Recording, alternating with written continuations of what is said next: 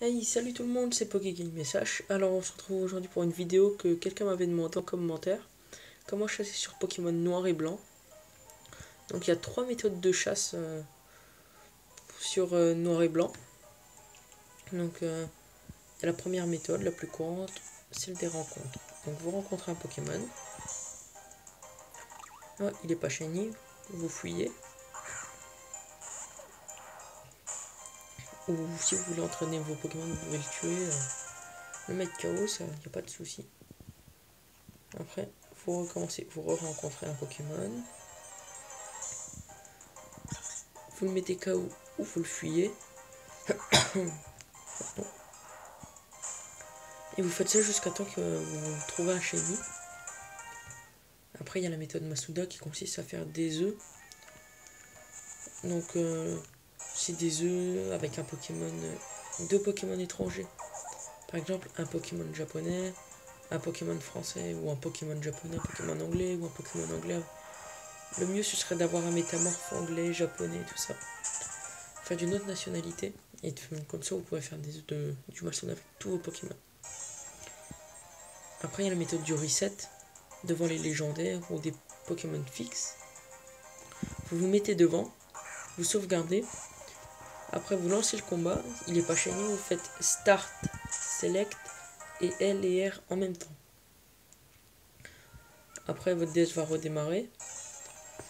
Et vous continuez, vous lancez le combat. Il n'est pas shiny, ben, vous fouillez.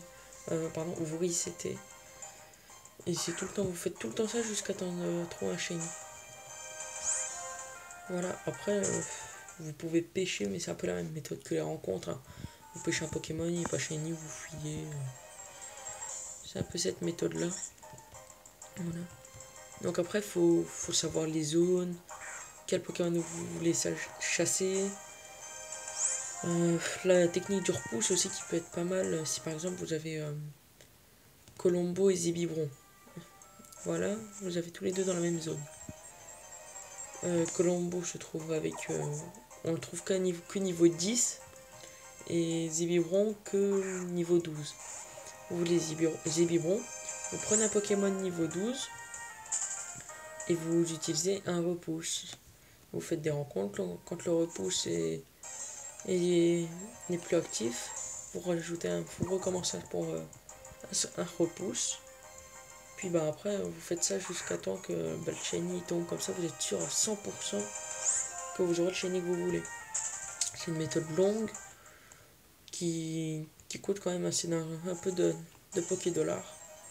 Donc faut vraiment avoir un peu d'argent. Moi je la conseille pas tellement. Après faut suivre le hasard. Si vous trouvez pas le bon shiny, bah vous continuez vos recherches. C'est le meilleur moyen que j'ai à vous donner.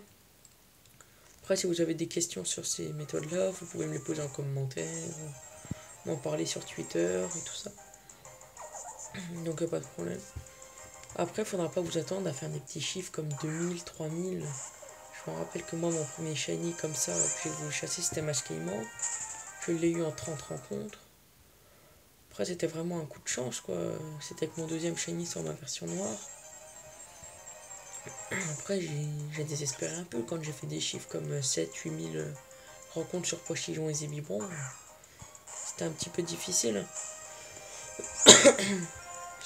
Ça paraissait très très long, mais après, si on s'y tient, faut pas tout faire d'un coup, pas se dégoûter. Faut faire un petit peu tous les jours si vous chassez. Faut pas faire trop d'un coup, sinon vous allez vite vous ennuyer. Enfin voilà. Donc si vous avez des questions, posez-les moi en commentaire. Puis n'oubliez pas de vous abonner et d'aimer la vidéo. Allez, salut!